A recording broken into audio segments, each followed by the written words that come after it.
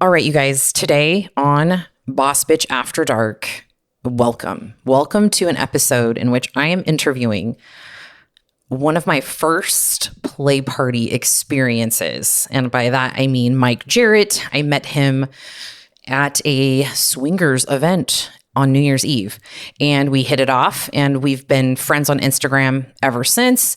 He's a super cool dude. He owns his own business as well. It's called Running with Scissors, and his business has nothing to do with what we're talking about today, but he's also just a very brilliant, smart man with lots of experience in open relationships, in swingers events, and all things naughty. So I definitely wanted to get him on and pick his brain. So enjoy the episode. Boss Bitch After Dark.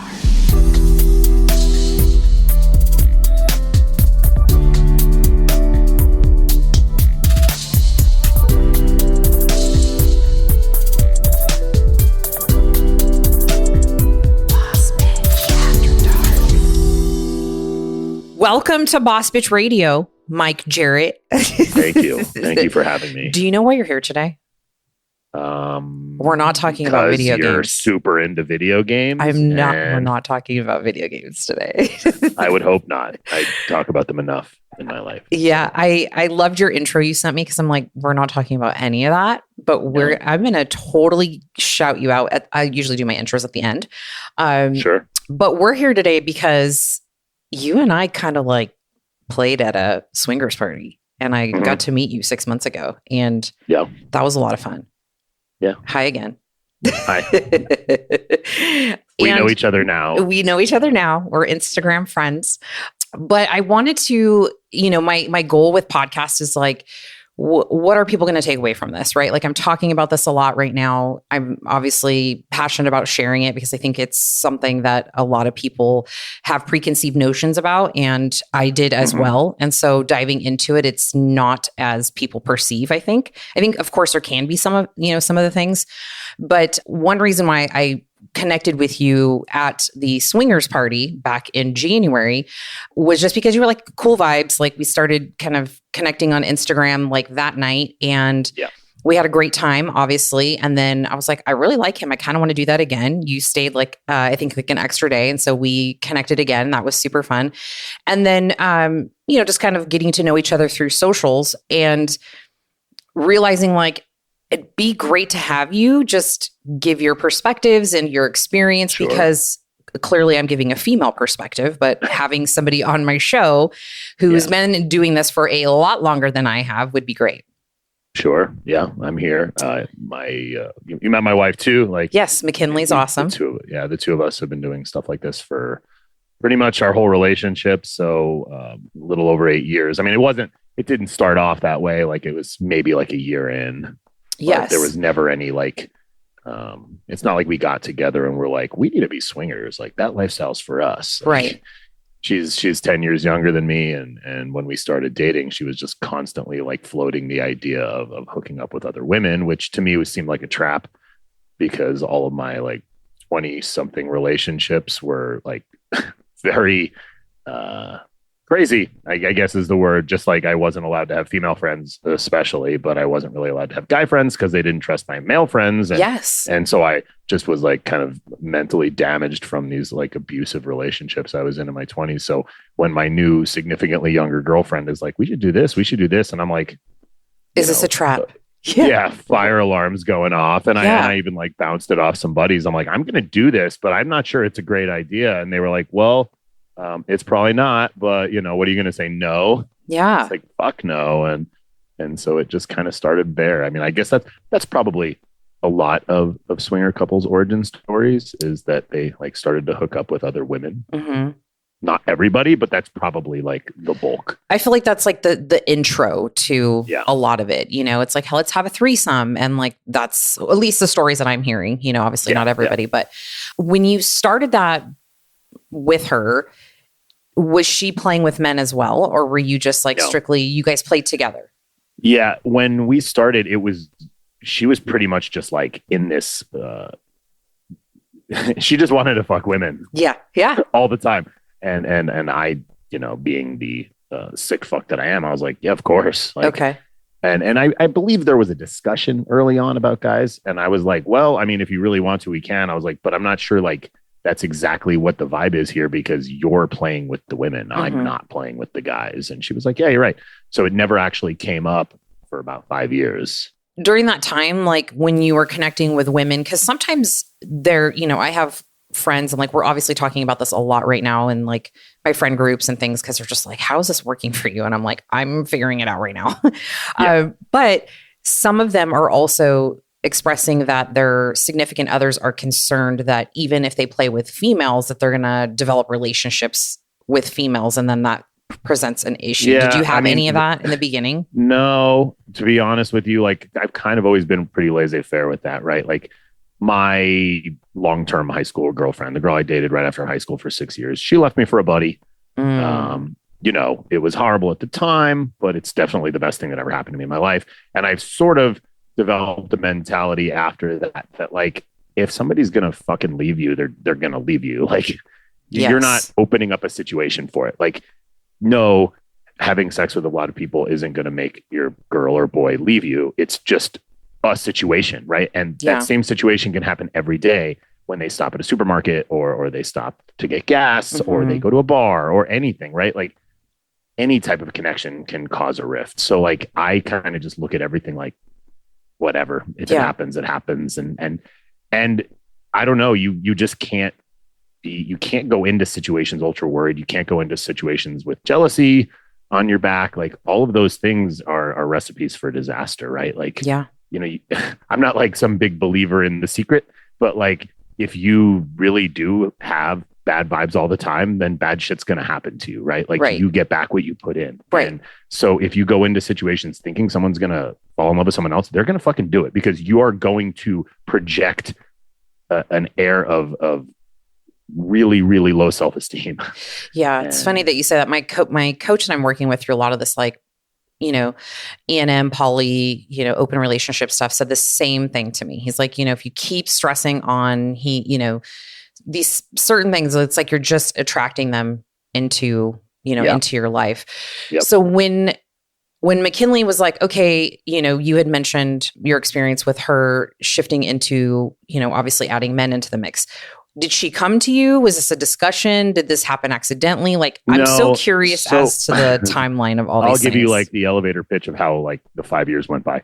For the first year, everything was great. She was super into women. We went from hooking up with one woman to 5 women, like very quickly. Like it became like group sex all the time. Okay. We just happened to have this all group at once. Of, like college aged women that were always down to hang out. And we were having these parties at the casino and it was every weekend. And sometime around the beginning of 2017, we changed her birth control to the implant in her arm. And all that did was like ruin our lives. It killed her sex drive completely. It just fucked up everything. And it took about a year until she got it removed. The doctor wanted her to let it normalize and eventually things would fix themselves. And some of the problems did, but the sex drive never came back. And she wasn't going to stop what we were doing. We were still doing it. She just wasn't super into it, right? Like she was having fun, but not being overly turned on by it or anything. So then she had it removed. She went off birth control for a while. We tried a bunch of stuff to regulate her sex drive and none of it seemed to work. And then I had gone on testosterone replacement sometime in early 2019 or maybe late 2018. And my doctor said to me like, hey, we do this for women all the time. Like anything can fuck up your hormones. And clearly the arm implant did. Yeah. So he tested her and she was like as low as a woman can be with testosterone. So near the end of 2019, he had put her on a very low female replacement dose of testosterone. We had tried at the end. There was some point in this where she said to me like, well, I want to start fucking guys. And I was like, okay, great. So we were trying to do it as a couple and we weren't like part of any particular lifestyle group or anything. So it was just really us trying to hook up with our friends. Oh. And it was just like a disaster after disaster. Okay. Can we stop there? Cause like girls need details. Give us like what's disaster? Just like broad, scenarios. What I mean by disaster is no boners. Okay. So this is a thing. This happens. I haven't had this experience, but say more. Like you just get in a room with guy and like dicks aren't working. Here's the thing. When you're in the lifestyle, it's sort of I don't even know if unspoken rule is the thing. It's a spoken rule. Like everybody just uses dick pills. Yes, like you did tell me this. You did tell me this. It's a lifestyle seatbelt. It's a lifestyle seatbelt. Like you may not need it, but you might as well take it because if you do, you don't want to be the one in the room having the problems, right? You put on your seatbelt when you drive, not because you're particularly worried about hitting somebody, but you're more worried about somebody hitting you. Okay. I like this analogy. Right. And when you're just hooking up with your buddies, like they're not thinking like that. They're like, oh, I've never had a problem with this. And right. And this is hot. And it is also a self-fulfilling prophecy, right? Like you end up having a little bit of an issue and then everybody knows you have an issue and then there's no fixing the issue. And so for us, it was kind of, at first it was funny. Right. It happened a couple times. And the worst part is like, I'm over there going nuts on some chick and he's over here. You don't have to mince words. Yes. Yeah. Right. Like but I don't have a problem. So McKinley's over there like comforting a guy and I'm over there like just railing a girl. My thing. Right. Yeah. And this happened once, this happened twice, it happened a third time. And sometime in mid to late January or February of 2020 is when her testosterone really started to kick in and she was like ridiculously horny. So she was starting to get on to swinger apps to meet people. And it wasn't like, it was going fine and then everything shut down. So while she's like raging hormonally, I'm like, we're not hanging out with anybody. And so from like March until July of 2020, we were just talking about doing things, talking to people, a lot of sexting, but just not meeting up with anybody. And it wasn't until we went to San Diego in the middle of July and we ended up going to Black's Beach and we met up with this couple. We met on 3Fun. I believe you had met them at the New Year's event. And we had our actual first successful swap with them where it was like, oh, this can happen. And very shortly after that, we went to a party up in Phoenix and it happened again. She latched onto one guy. The one guy never got hard and she took it like ultra personally. And she was a total wreck on our way home. And I was the one that proposed to her at that moment. Like, the whole issue here seems to be that we're trying to do stuff in groups or even just swapping. I was like, maybe we should just start doing stuff separately. Like I'm the one in the room that's causing these guys to have a problem probably. Yeah. So maybe we should just start doing stuff separately. And she was like super okay with it. And the next day I drove her back up to Phoenix, dropped her off at a guy's house and she had this great time. And so like that kind of is our story of how we very quickly went from trying to hook up with couples to just playing separately. So you're married, but you play separately. Like you don't play in the same room. No, you don't do orgies. It's not that. Well, no, we throw monthly parties at our house. Yes, but at this point in time, we hadn't had very many successful swaps. We had one in San Diego, and we've gone back to visit them many times. We've traveled with them endlessly. Now they're like some of our best lifestyle friends, but like we don't spend a lot of time locally trying to meet up with couples. For us, the concept of hanging out with couples is like this extremely stressful situation where all four of us have to line up our schedules, our interest levels. Like you really hope that each person is into the other person as much, or someone ends up taking one for the team. And I say that with experience because both myself and my wife have taken one for the team in a few different situations. Yes. So can you elaborate on that? Because I know what you mean, but I don't think some of our people will know what you mean by that. So, you meet a couple on an app, they've got some photos. I'm like, oh, this chick is really, really hot. And McKinley's like, yeah, the guy's fine. Then we meet them in person and like the dude's not particularly fine, or the girl's not as good looking as she said, and forget looks, like they could both be stunners and you start chatting with them at dinner and you have nothing in common. But like, you're kind of almost pot committed at this point. Like they may be at our house or dinner may have happened. Like a lot of things can happen that can ruin the night, even when you're one-on-one. So if you like multiply that by 2, there's a lot of there's a lot of moving parts. And so swapping is not our favorite thing to do. And we still do it every once in a while. We'll meet a couple that's new to the lifestyle or they're friends and they want to try and we'll do it. Like we're pretty well seasoned at this point that we can like not have a bad time. But early on it was tough and we didn't want to do it. It just wasn't for us. And throwing parties was the easy answer to this because at a party, right? Like if there's 20, 30, 40 people, like, and I try to tell this to new lifestyle people when they say like, oh, a party is like way too daunting for us. Like we'd rather start small. And I'm like, here's the truth. Starting small will leave you in a lot more pain because you are false expectations and just a lot of pressure. Whereas when you're at a party, you don't have to do anything. Like, you can show up, you can vibe, you can have a drink, you can play games, you can fuck, you can do nothing. You can meet one person, you can meet 10 people, and there really is no pressure. People might hit on you, but no, thank you. Right. When you're at 2-on-2, like, you're in a situation. If he's feeling it and she's not, does she say something or does she do it and then resent him later? Like, there's just I don't know. There's a lot of feelings that go into all of this, even at a party or even with one-on-one or play separate, play together. But I feel like parties are the best situation because you don't have to do anything. You can vibe with nobody. I want to dive more into parties, but I also don't want to forget this question that I have because I've been attracting more and more male listeners and they're DMing me and they're curious about this whole thing. And, and I hear several recurring themes, and I'm sure you've heard this too, maybe talking to your non-lifestyle friends, or if people find out you know, this is your lifestyle. It's one, sometimes dicks don't work. And, they don't work sometimes just on a one-on-one setting. And then you put 3 other people or multiple people in a room, and that's a lot of pressure.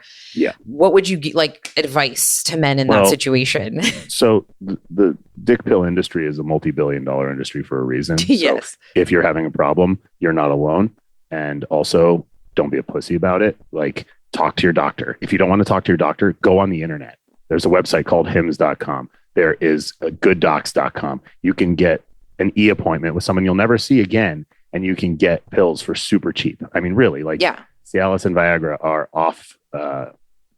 They're off brand now. You can get them for super cheap, right? If you use Mark Cuban's website, you can get a 90-day supply for under $10. Just do it. Yeah, it's really not a problem. And if you're having even bigger problems than that, people are using injections nowadays. Oh my goodness! It's called Trimix. It is a cheat code. I've never personally used it. I don't want to set that baseline, but I have a lot of friends who do, and they swear by it. You put this little needle in the base of your dick, you get a boner for 5 hours. It'll never go away, no matter how many times you come. Yeah. And good luck. I don't have any experience with it other than I've seen it used. And maybe one day when I really can't get hard, I'll use that. But just use pills, always. There's no situation. Okay. Let's take 5 steps back, though. So let's say Mike doesn't have a pill. You don't have a pill and you're sheer will and my dick's going to work. There has to be something going on in your mind. Yeah. And so. But it could be anything. Okay. So it may not even have anything to do with what's going on. You could have had a bad day at work or had a road rage incident on the way to your date, or anything could have happened. And it's just sitting in your mind. And then all of a sudden you're I'm really into this chick, but my mind is somewhere else. Got you. And, or you're a deviant and you went from one sexual experience to another thinking you could participate again, and you can't. So look, if you don't have a pill, you don't even need a prescription. You can just go to a fucking Circle K or a gas station and get the over-the-counter ones. Those work too. Yeah. You're going to pay a lot of money for it, and they're not FDA approved. So, who knows? But I can confirm they do work. Okay. So advice to a male who is in a situation for the first time of such. Besides the happens, pill. Yes. When on the spot? Yeah. Yeah, you. I mean, he's seeing his wife getting railed for the first time by a stranger. I mean, probably the best thing you could do is switch rooms. But if you're not comfortable with doing that, I mean, you got to get in the game or get out. Yeah. Because sitting there and watching isn't going to be good. And you don't want to ruin someone's night. But the best thing you can do if you're listening to this is don't get yourself into that situation. Like we do for most things in life, we prepare for them. And I mean, you sometimes go out and something random happens. That can happen. But most guys prepare anyway. You go out, you put a condom in your back pocket. Yes. Okay, put a dick pill in your fucking pill pocket, right? Yeah. Or take it before you go out. Who cares? Yeah. All it's going to do is make you get hard easier. It's not a big deal. I don't know. Yeah, I think people need, and I try to tell even my non-lifestyle friends this, just get them. Who cares? Nobody cares about your ego. Yeah. And you shouldn't care about your ego. All you should care about is that you're there to have a good time and to help someone else have a good time. And if you have a problem, it's not a good time for anybody. So when you transition from being with all females to then now, your wife is obviously with males now, were you pretty exposed to the lifestyle? So it didn't really affect you how I'm sure a lot of men thinking about their partner sleeping with somebody for the first time would trigger them. Were you sort of already I've been exposed. I kind of know what to expect, and you didn't have any jealousy come up with that, or have you experienced that at all? I'm not a jealous person. Okay. But I definitely was. I mean, I've talked to friends about it, and I would think like, I don't really know how I'm going to feel when I see this. I mean, I doubt it's going to change who I am or how I feel, but who knows? Mm-hmm. And the first time I saw it happen, it didn't bother me at all. Really? Now, it wasn't like we were hooking up with a dude and I had to just sit there and watch, or we were just like tag teaming my wife. I was hooking up with this guy's wife. So gotcha. It was all happening at the same time. Yeah. I mean, that was the first time we had a successful swap. We had been in a sex club and hooked up with separate people. We had people over and tried. Like, it just didn't bother me. And you know, everybody's different, but like, I'd seen my wife hook up with tons of women. And I mean, yeah, I guess that's a little different, but it didn't, like, I see her hook up with a lot of women and they were really into each other. So like, I imagine someone who's super jealous would be bothered by that too. Yeah. Have you seen that happen often? Like, just in the years of seeing people, you know, friends, experiences, parties where there's just issues? Does that come up often? Course. It does. I wouldn't say it comes up as often as you think. Yeah, because that's what people think is like jealous husbands running around just punching people. We've seen it happen. We've had some, you know, like real disaster stories, like chick runs out of the house crying and things like that before. But for the most part, like, I'm very upfront with people that come over to my house. Yes, we're throwing a swinger party. I don't like to call it that because it really is a sex party. Okay. Walk us through the night. I want to know. Like, yeah, we're not like, so we've been to a lot of parties, and a lot of parties are very vastly different, right? Some people throw just like meet and greets where people can meet each other, and maybe there's a play area, but mostly it's to meet people and vibe with people who have like similar interests. Whereas our house is like, our meet and greets like 30 minutes. People show up between 8 and 8:30. Then I have like a sexy Jenga board at my house where every piece has something different written on it. And ours is like 0 to 60. So, you know, the first piece can get everybody naked. That doesn't mean it will, but I mean, it can. And usually our Jenga games go on for about 30 minutes, maybe a little bit longer, but most people are naked by the time 30 minutes is up. And usually by 9:30, everybody's doing something. And, you know, we don't want people at our house at 2 a.m. So we like to get it off pretty early. We're in our 40s. We need to go to sleep. Right. And I tell people in advance, like, these are what we do. And no, you don't have to do anything. You can come watch. You can come just play with your partner. You can do nothing. And, but most people are going to be fucking. It's going to be pretty homogenous. If you're okay with that, come on over. If you're not, maybe let me know next time. Yeah. And we've had a pretty high success rate of new people coming and having a great time and wanting to come back. We haven't had a lot of people that were like, that was not for us. Okay. So like people who've never done this kind of thing. Yeah. And Tucson is not like high profile swinger city. Like, we're a college town that has a pretty geriatric population. Oh, so shit. Okay. There's not a lot of working age couples that we can like source from. I mean, I think we've done a pretty good job of it over time. But yeah, it's a lot of younger couples, and every once in a while, you know, a couple of more my age, maybe a little bit older. But like, I'm not filling my house with you know 60-plus-year-old couples. I have nothing against them. That's just not the vibe we're going for. Is it mostly word of mouth how people find out about? Your We parties? don't post this anywhere. Okay, yeah. We don't have a group online. I don't have nothing. Oh. Every month, I personally hand invite everybody that comes. And the other couple that we host with does the same for us. Like, we have a Google spreadsheet that we just start putting names down and whether they're coming or not. And we've had anywhere from as low as 20 people to up to about 90 people at their house, because their house is bigger.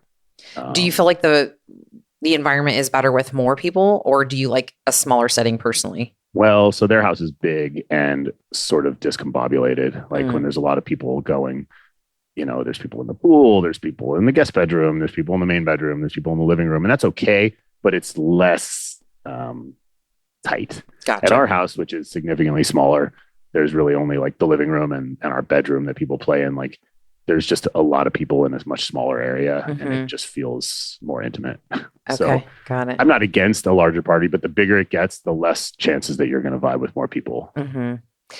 Do you like the big events, like the plush party events? Is it just kind of hanging out with your lifestyle friends? I do, but they are super cliquey. I mean, like anything else, you know, like the plastics hang out with the plastics, and you know, it's okay. I don't have a problem with that inherently, and I always have fun at these things, But it is funny that like the high school vibe's kind of still there.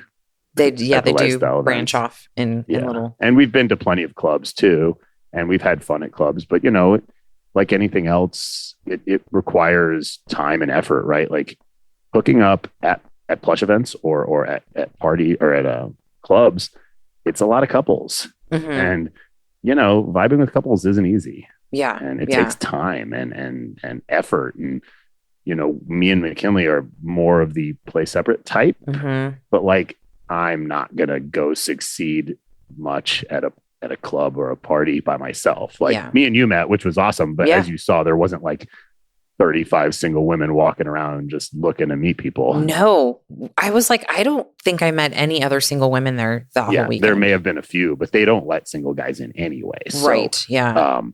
You know, it's mostly couples, and that's okay, but most couples don't play separately. So it's kind of hard. It's hard to say. Okay. So I want to I don't want to say like role play this, but when you and McKinley get to a swingers party or whatever, like the club, and you meet, like, let's say you see a hot woman or a hot wife or whatever, what is like your standard protocol? Do you guys have like or you just start chatting? Do you wait for somebody to intro? Yeah, we don't really have a standard protocol, and it kind of has changed over the years because, you know, obviously McKinley is the selling point in this, but she's also currently not bi. Yes. So, once I don't think I said that earlier. When she started hooking up with guys and she went on testosterone, she immediately lost her drive for women.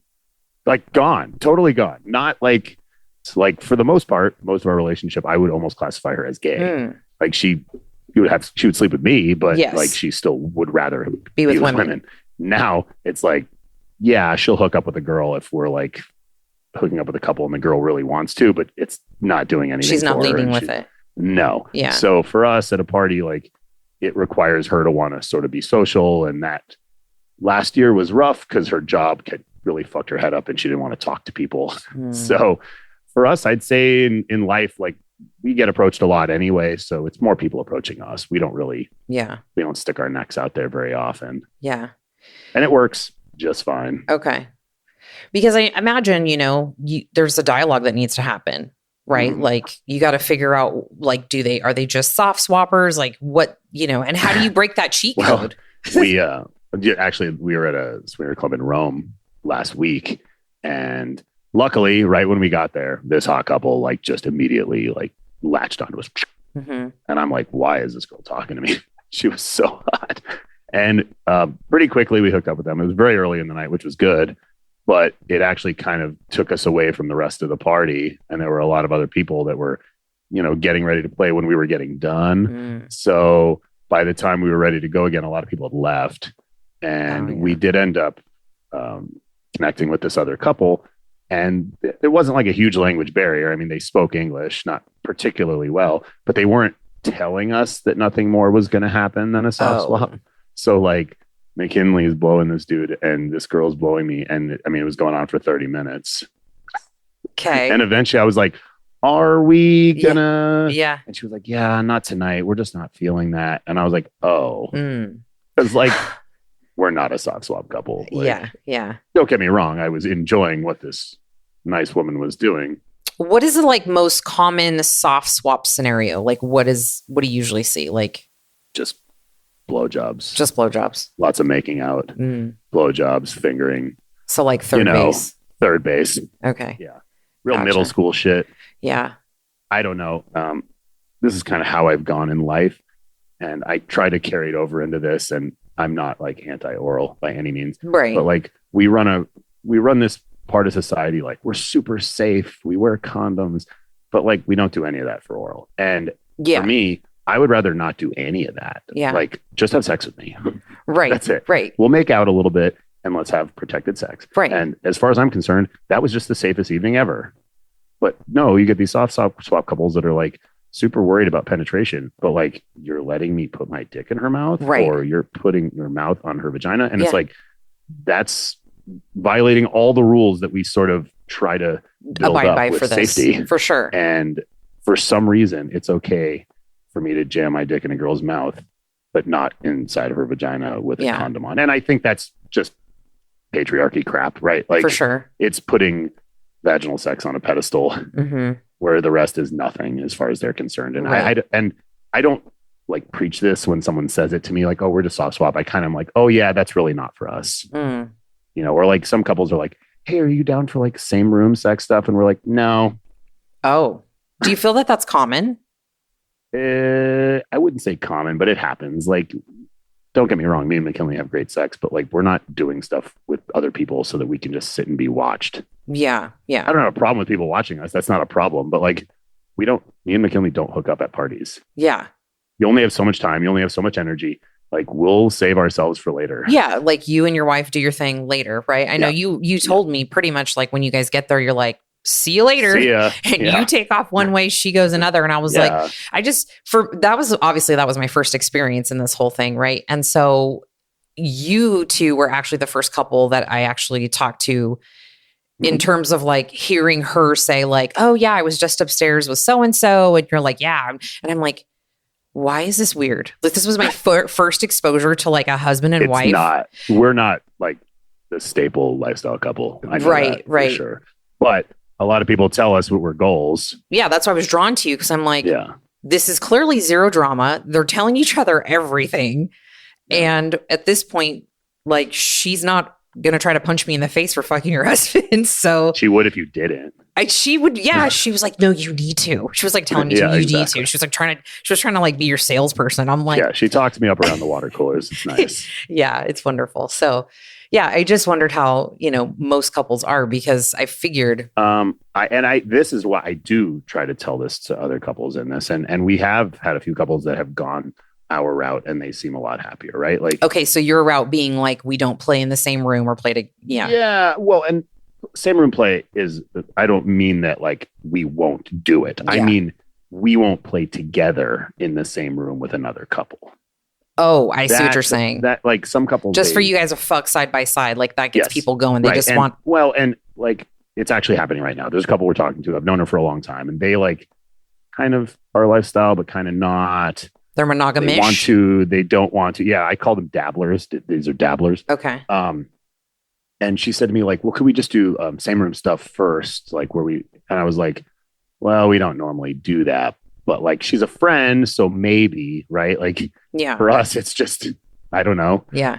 Why would we spend time getting together with a couple to then just go have sex with our own partner in the same room as them? Yeah. Like, yeah. Some people, some people think that's hot, but you guys are you guys have kind of gone to that next level of just being like, you do you, I do me. And then we. Yeah. And right. And I try at our parties and just when we're out with our friends that do this to like talk to them a lot about how we do things because they're usually very curious and some of them think it's a goal situation for them and some of them don't. They're like, we're never going to be like that. And I was like, okay, well, if you talked to me 5 years ago, I would tell you the same thing too. Totally. You just don't close your mind off to it. And maybe you should see that like, we're probably the happiest couple of all of you. Yeah. So I'm not saying this is the reason, like we're also like ridiculously not jealous people. We're very happy. We're very in love. We do a lot of things together. Like, a lot of people have to try really hard to make their relationships good, and that's fine, but we don't. It just is. So I don't know if we're unique. Do you think that's the fear of like opening up too much possibility for the partner to then become like a poly situation? Or would you consider your relationship a poly relationship? It's hard to say. Like to me, I don't consider us a poly couple because the people that I know that are poly couples are like very defined in the things they do. And they're also not really my people per se, right? Like they like to have this like very defined structure of the people they hang out with. And like, we don't do, I have a girlfriend, she has a boyfriend. Mm-hmm. We make jokes about it here and there. Yeah. Like, oh, you're going to go hang out with your boyfriend tonight. But like, I don't have a girlfriend. I'm not going to have a girlfriend. Yeah. She doesn't have a boyfriend. She's not going to. I mean, that doesn't mean she won't in a year, but like, that's just not what we do. So like while we do polyamorous things, correct, we are not poly because to me, poly is a very specific subset of non-monogamy, people who like to have a primary and a secondary and a third. And sometimes they all play together. And quite frankly, in most of the poly situations I see, there is a train wreck. Like it's hard enough to be with one person. Yeah. Yeah. It really is. And like multiply that by 1, 2, 3, 4, 5 and see how much drama you get into because inherently you're going to care about someone more than someone else. And so your primary goal is going to shift eventually. Like, and that is I don't know, but in my, like, just in my small sample size, which is anecdotal and probably not overly valued on a stat sheet, the primary changes and it causes drama, and nobody wants to be downgraded. And I could see somebody from outside of the lifestyle would look at me and say, like, well, you're already doing that, man. Like, you're already opening yourselves up to that. And I'm like, I guess. I'm like, yeah, we go on dates. Like, we spend time with other people, but like, we don't really do sleepovers. Yeah. So you have some boundaries set that it's not like necessarily preventing that. Not preventing that from happening, because if it's going to happen, it's going to happen. Well, yeah. And like I said, it doesn't need to be her going out on a date with somebody that's going to make her fall in love with somebody else. Like, if it's going to happen, it's going to happen anywhere. Right. So, right. But yeah, we don't really do sleepovers, and it's not because we're worried about anything. We just don't want to sleep with other people. Yeah. We've done it a few times just because circumstance. She visits somebody 2 hours away, right. I visit somebody 2 hours north, and it's like, do we really want to drive home afterwards? No, but if I'm going to drive 2 hours to hang out with somebody, I'd rather make a weekend or a couple of days out of it. So like, I'll find something to do in Phoenix. I'll play hockey. I'll meet up with some buddies, and then I'll spend the evening at that girl's house and then come home the next day. Right. Like, turn it into a full on thing, but we're not like, hey, I'm going out tonight. I'll see you tomorrow. Yeah. You know, I go out plenty and come home.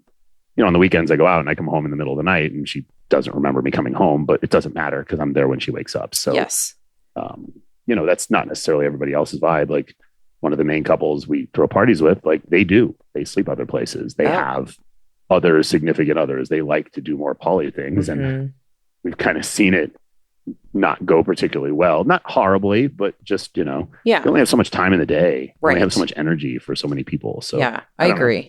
I'm not shitting on what other people want to do. No. I think I think it's person specific, and you know what your needs are. And if you can navigate that, you know, it takes an insane level of communication. Yeah. And maturity. I mean, that's right. That's any relationship. That's step one of not just this, of being in a relationship. It's like, just be fucking honest with the person in front of you. Like, what sucks is, you know, and I went through it too, is when I was in a relationship with somebody that was super jealous, like, how am I not supposed to look at other people? Yeah. Oh, there's many hot people walking down the street all fucking day. Yeah. And just because I think they're hot doesn't mean I want to fuck them. No. I mean, I do secretly. That doesn't mean I want to, and it doesn't mean I'm going to. Right. But like, if somebody can't say that to somebody else and they have to bottle up that emotion, that's why they're going to end up cheating. Are you fucking kidding me? Like, and I've never cheated, but I've been cheated on. Yeah. And it sucks. Yeah.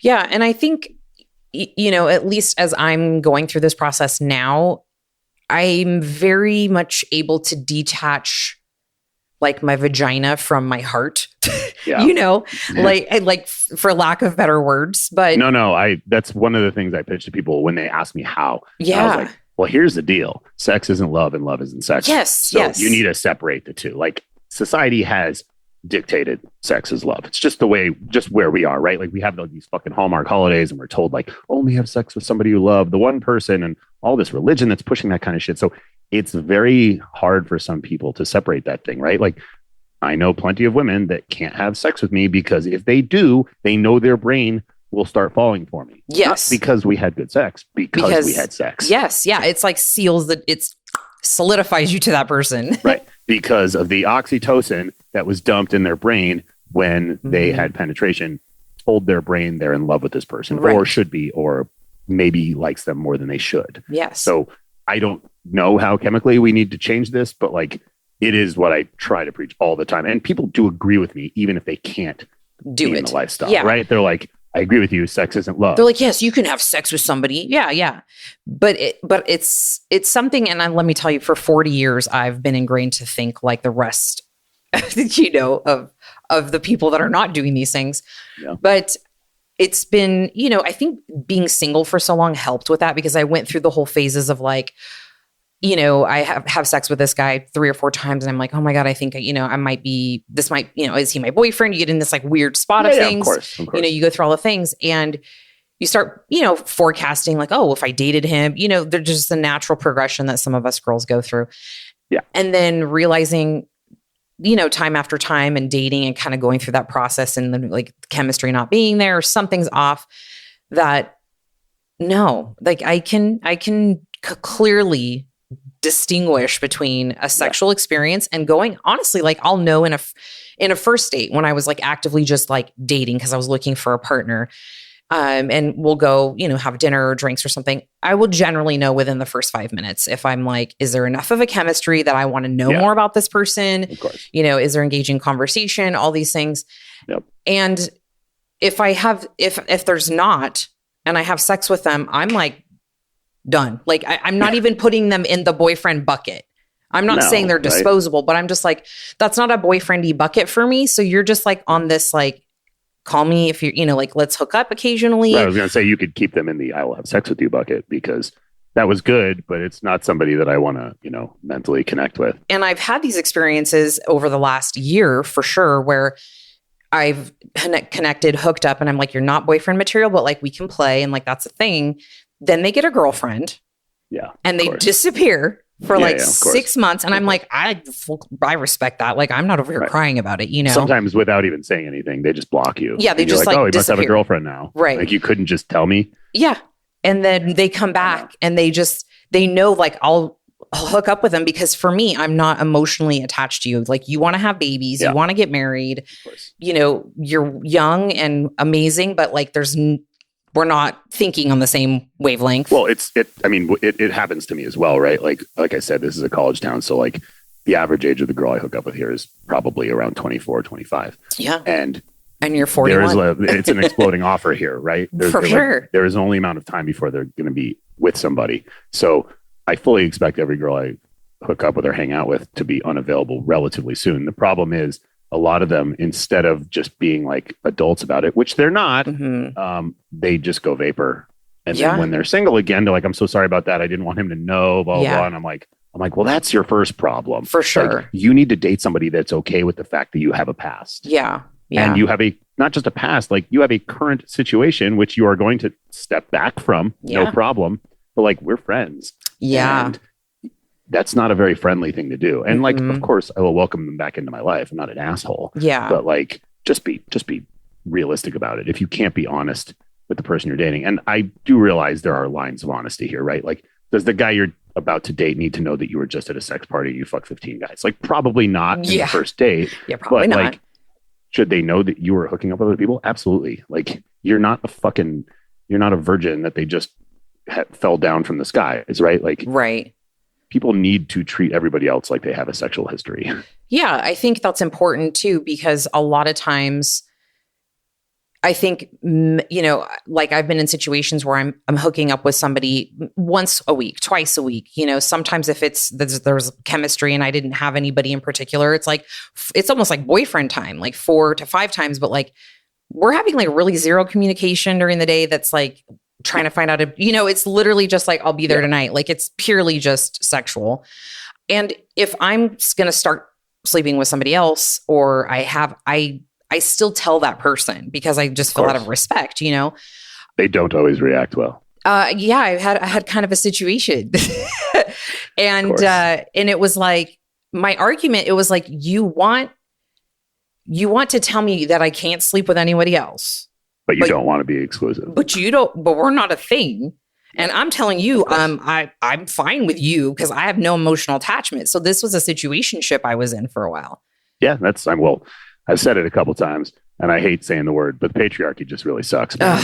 Because I know so many guys like it that are like, oh, I mean, I could do what you do, but I couldn't let her do what she's doing. And I'm like, are you out of your fucking skull? Like, number one, I've watched you cheat. Yes. Okay? Yes. How are you saying that you're not like, I understand that cheaters are usually the most jealous people because they think everybody's doing what they're doing. It's pure projection. Mm-hmm. But like, why would you even say, like, how stupid do you have to be to say that out loud? Like, well, I could do it, but they couldn't. Right. And like, what?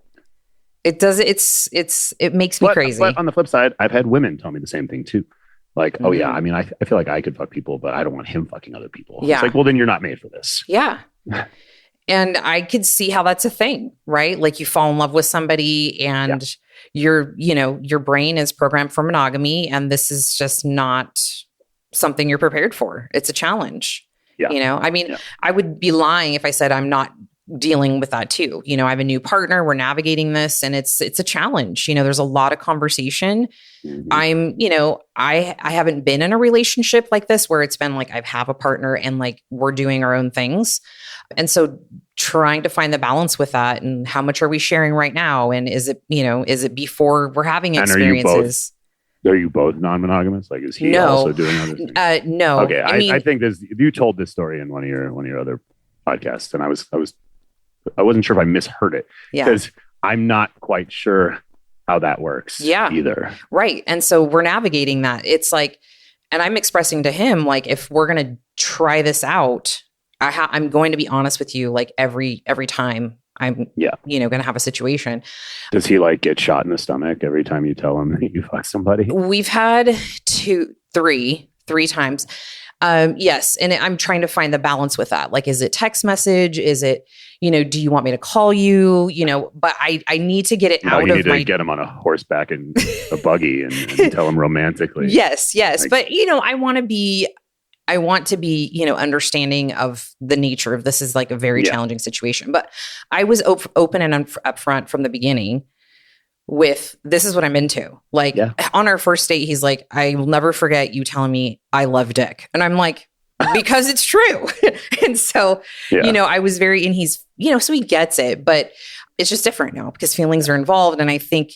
Right. Well, and it's not, it doesn't get easier. No. I think the farther he falls in love, it's going to get harder to hear that stuff. For sure. But I think the assumption, and I could be wrong, but I think the assumption for a lot of people in this similar situation is that once you fall in love, like, you're not going to want to fuck anyone else. And it's just going to be. No, for me, once I fall in love, I don't want to fall in love with somebody else. That's it. Yeah. So I think that's a lot of the assumption. He thinks he's going to push your non-monogamy bone out the window.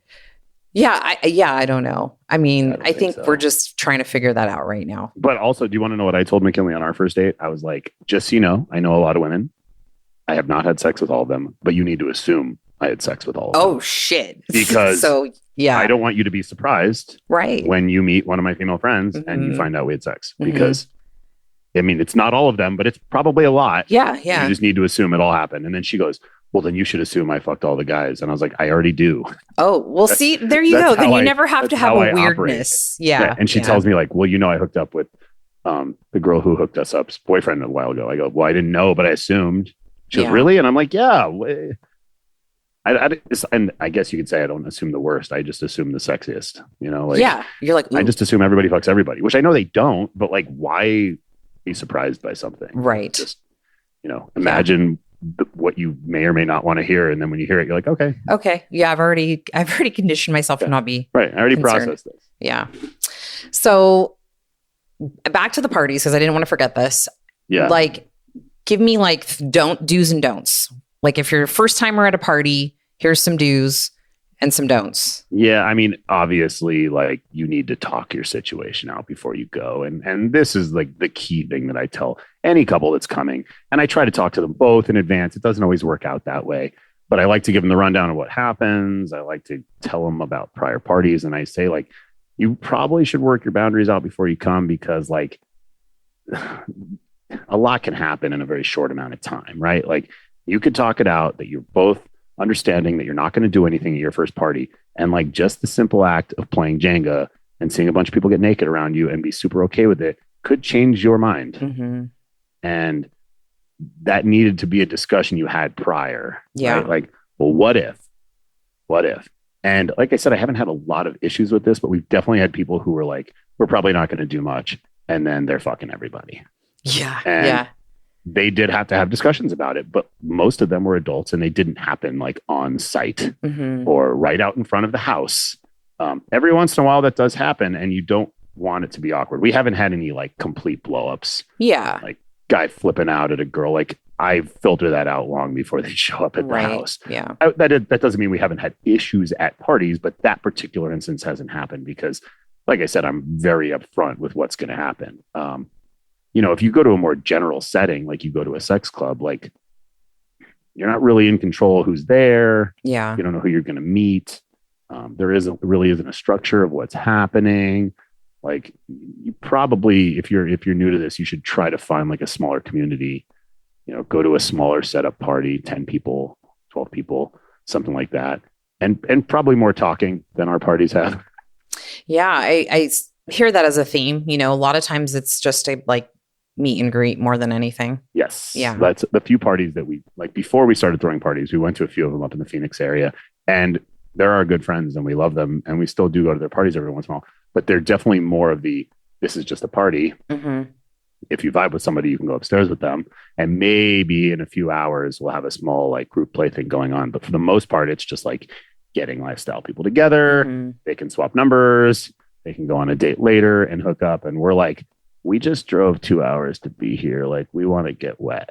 Yeah, that would probably be me. Yeah. Yeah. So we kind of modeled our parties out of what we wanted to see out of parties, not what we were seeing out of parties. And that doesn't mean what they're doing is wrong, because clearly they've been doing it for a while and they're very successful and people like those things. But when we started throwing our parties and some of these people were coming down to our parties, they were like, oh, we like this too. Mm-hmm. And our parties are also very single positive parties. Like, okay. We party with a few different groups in the Phoenix area who are very not single oriented. Like, right. it's a They lot just of couples. yeah. And if you're going to hook up, you're hooking up as a couple. And we brought single girls to some of these parties and they just don't do very well because the guys aren't allowed to do anything without the wife. And if the wife's not bi, or if the single girl's not bi, there's a lot of potential. That makes sense. Right. Whereas our parties, we have anywhere from 10 to 15 couples, maybe a little less, and then anywhere from 10 to 15 singles. Okay. And I try to split the invites to be about 66 to 70% women and 30% men, because if you invite 10 women, like 5 will show up. Mm-hmm. And if you invite 4 men, 8 will show up. Okay. So, men don't ever cancel on sex. Yeah. Women cancel on sex all the time. Mm-hmm. And there's more variables, right? Women can get their period. Right. They just are a lot more like, there's a lot more mental stuff that goes into it than with guys. So we actually had our first party where it was like a total train wreck in numbers 2 months ago, where I had like 12 or 15 single women coming. We didn't have very many men. So I like pushed some of the girls to get more men to come. So it was supposed to be like 7 guys and I think 13 women. And then the day of, 10 girls canceled. Oh my God. And then all of a sudden we had like 9 single guys and 3 single women. So, I mean, and it's fine. Yeah. Like, most of the girls are totally fine with there being endless dick, because the less dick, there's a problem. Like, girls will hook up with each other, but then there ends up being women sort of standing around. But the adverse of that is men standing around waiting. So there is a, you've got this down to a science, Mike. You sure do. Yeah, we don't normally have issues with this. And it wasn't an issue. It just was very guy heavy at this last party. Yeah. And, it was just like this, it was this waterfall of cancellations all within an hour of the party. And I was like, fuck, sucks. fuck. And, like I told you, when you invite 10, like maybe 6 will show up. Like, there is a, there's a variance. Yeah, for but sure. This was like a huge, like, outlier variance. And so, I mean, it happens and it's okay. But you go to a club like Thad's in San Diego, where they don't even remotely police how many single guys are there. It's how they make their money. Oh. And you end up just with like endless naked dudes everywhere. Wow. Because at Thad's, where is this at? It's in San Diego. I feel like I need to go. You pay. And the first room is a locker room, and all the guys have to get completely naked. Okay. And all the women have to either be naked or in lingerie. So this is kind of the opposite of what society, even our society, wants, because we don't really just want all the dudes walking around naked from minute one. Right. Yeah. Like, I mean, don't get me wrong. Like, my wife wants all the cock, but like, that's just a lot of unpoliced cock. It really they're not like coming at they're you. not face controlling all these guys. They're trying to make as much money as possible. Okay. And single guys pay whatever, $150 or something to get into this club. So it's where they make their money. Mm-hmm. But like, we much prefer the sex club atmosphere where they have like select single guys. Yeah. Because then there's like 5. Yeah. How do they decide that? Like, what are the deciding factors? Like, I don't know. I'm guessing they get the application. And if they get 20 applications, they go, this is the best one. This is the best one. This is the best one. And they're not always great. Right. I mean, we were at a club in Vegas once, and it was supposedly select single guys. And I wouldn't say they were terrible, but there was definitely a couple that were like, why is that the single guy here? Mm-hmm. Like, did he send in a bunch of false pictures? And also this one guy, that was one of our issues. Like we had one single guy that was like constantly hitting on our girls, and they told him multiple times, like, no, thank you. And he wouldn't go away. Oh, that's so like, we don't want to get him kicked out, but we were like, hey, dude, you got to stop. Like, our girls aren't interested. Sorry. Yeah. What is your criteria? So when you're like, okay, who's coming to my house? I don't really handle the guys. Okay. I let the girls do that. Oh, because they're the ones that they're the ones that want that sort of thing. And I don't meet if I have some buddies that are interested in doing this, like, sure. But I let the girls handle the single guys because it's usually who they're hooking up with. Got you. Or who they want to hook up with, and they're talking to them already. So yeah, I think a lot of the other stigma is like, oh, unprotected sex. And we were talking about that too. And the events that I've been to have been very like upfront about protected sex, and like there's condoms everywhere, and there's like there's just like shit everywhere to like handle situations. I spend an insane amount of condoms every month. Yeah. Like I just buy 10 boxes of skins every You were couple telling of me weeks that, on Amazon, just so I have endless supplies and I'm not like running to get them at Target before a party. Yeah. Like, just use them and, keep your house covered in like baby wipes and towels and condoms, and make sure people know that in between each girl, you take your condom off and you clean your area. You would think, yeah. You don't want to give some girl BV or a UTI. And most of the time, they're not overly paying attention. Like, heat of the moment, like, they don't know. Yeah. And sometimes it changes guys and they don't even know. So, like, the guy, it's the onus of our... For sure.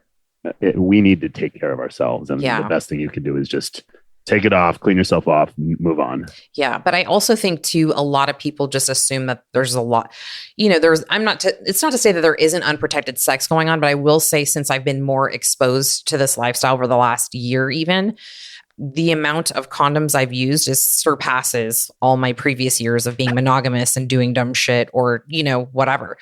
Or just my single days back then. Personally was very safe before. My wife was not. When we started doing this with condoms, she was like, this is more, just like what you said, this is more condoms than I've ever used. And yeah. Like, gross. Yeah. But, sorry. I know. I was just very naive. I found out like our third year being together, whenever she had come off the birth control implant, I was like, maybe I should go get fertility tested. Like maybe I'm sterile because I've never even had a pregnancy scare. And so I went and came in a cup, and the doctor called me and he's like, congratulations, you are as fertile as humanly possible. And I was like, well, that's not great news, doc, but like, how have I never had a pregnancy scare? And he's like, well, are you safe? And I'm like, yeah. And he's like, well, then you shouldn't ever be getting anybody pregnant.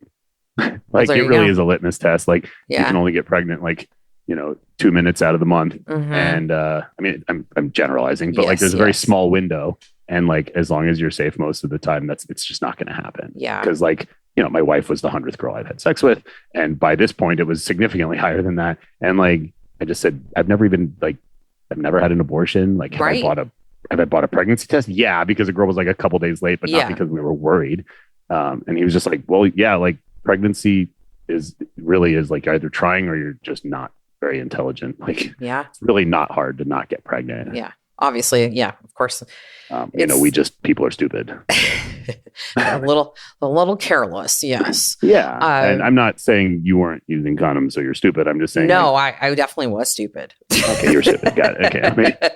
I'm much wiser now. It. And I've been around this lifestyle longer, and I've definitely seen my fair share of people who are like, careless. Oh, we don't need to do that. Oh, no, they're dickheads about it. Oh, we hooked up with a couple one time that was like, oh, no, we're good. And I was like, but why do you trust us? Yeah. Like, you shouldn't. Exactly. And this is what I like to tell people. You shouldn't trust me, and I don't trust you. Mm-hmm.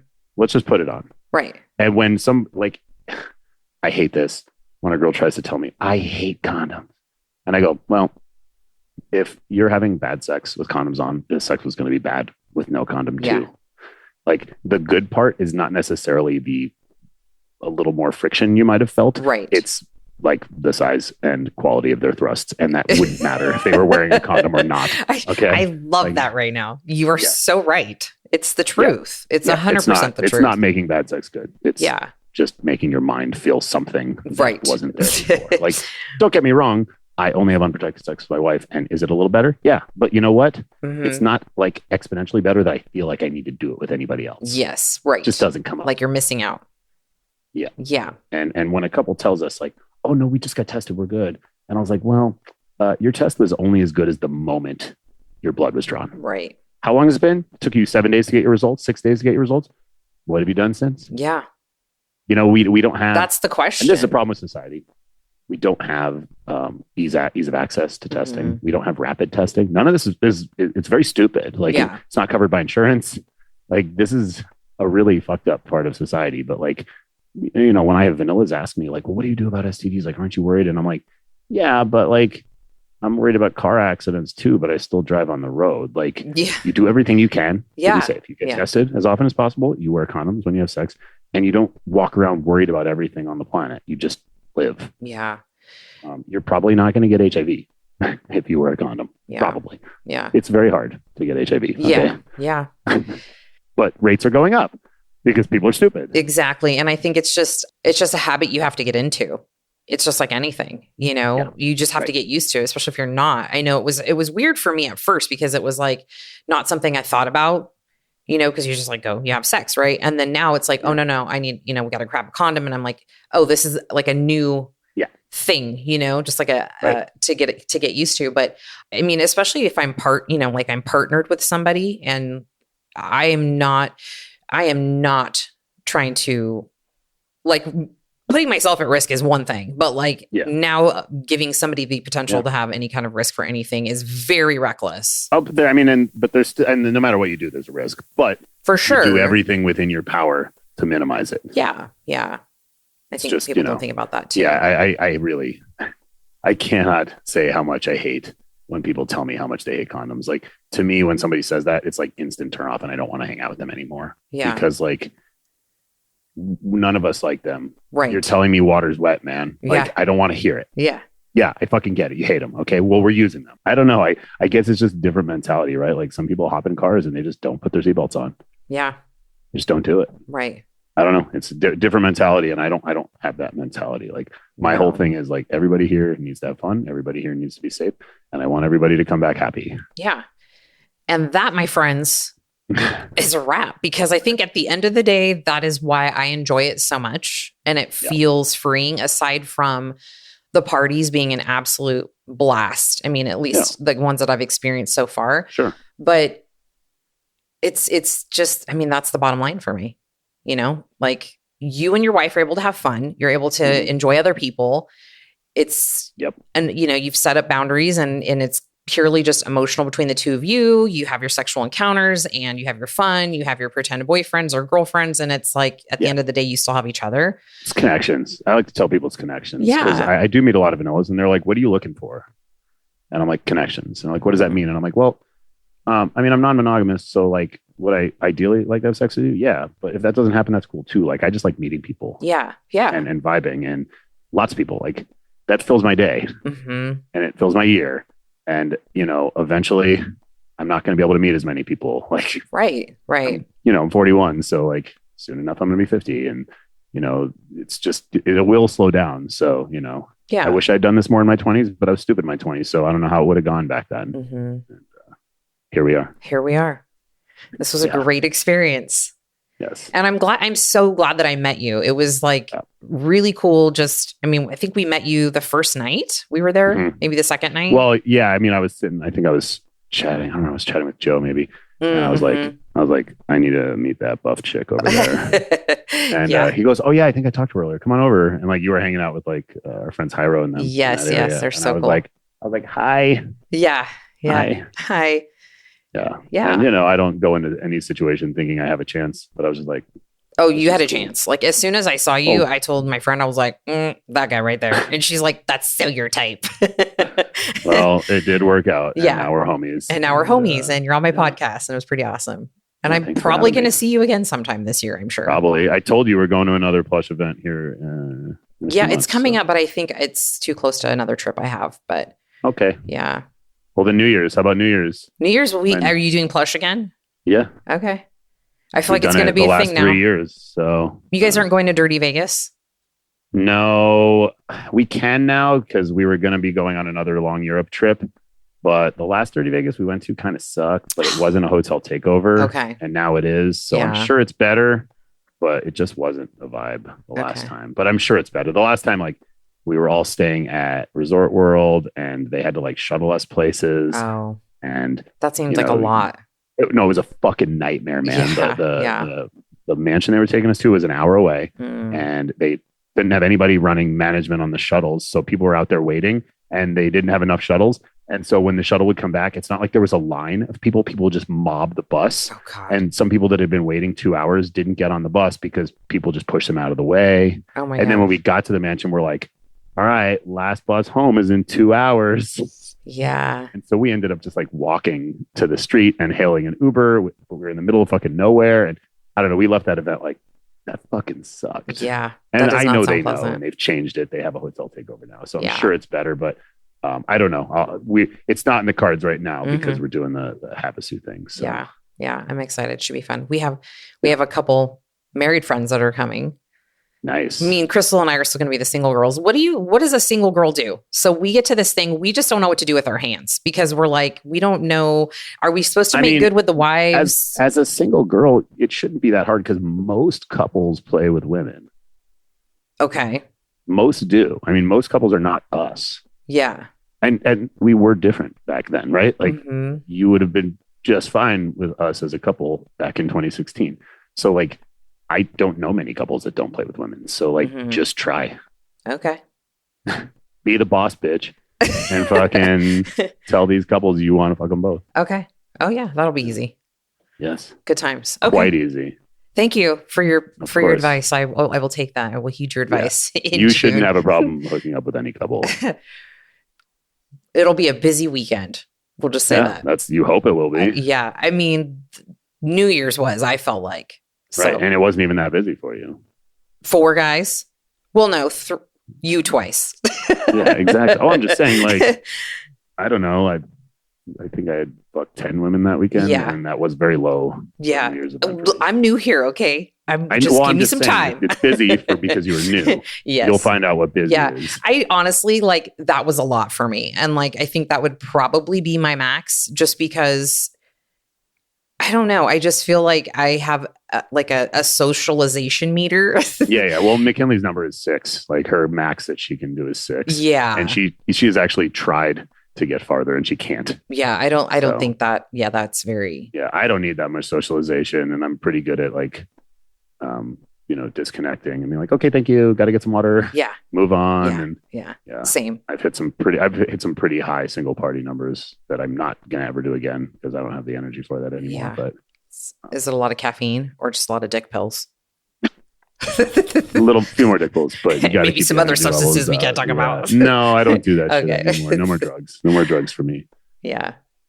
I mean, other than dick pills. Dick pills. All We dick love pills. dick pills. Yeah, you got to use them at all times. All right.